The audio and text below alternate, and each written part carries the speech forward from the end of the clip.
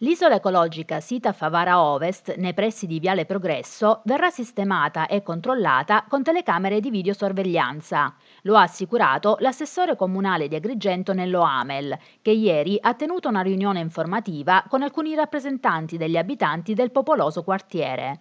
Il punto di conferimento a ridosso di Viale Progresso, nella notte tra mercoledì e ieri, è stato incendiato. Già nei giorni precedenti, cittadini del posto avevano segnalato l'abbandono e la mancata custodia del posto. Durante l'incontro, Amel ha però assicurato che il sito verrà sistemato nel giro di qualche giorno. Vi potranno conferire rifiuti solo i cittadini di Favara Ovest. Verranno collocate delle telecamere per monitorare la zona, verrà sistemata la pavimentazione e il posto verrà finalmente chiuso.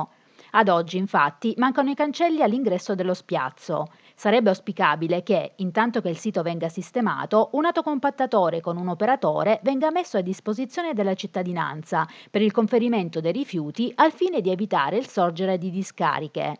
Alla riunione con l'assessore Amel, presente anche il sindaco Lillo Firetto, hanno partecipato in rappresentanza di Favara Ovest l'avvocato Giuseppe Fanara, il padre Lillo Fanara, Lino Valenti e Giuseppe Gelo Signorino.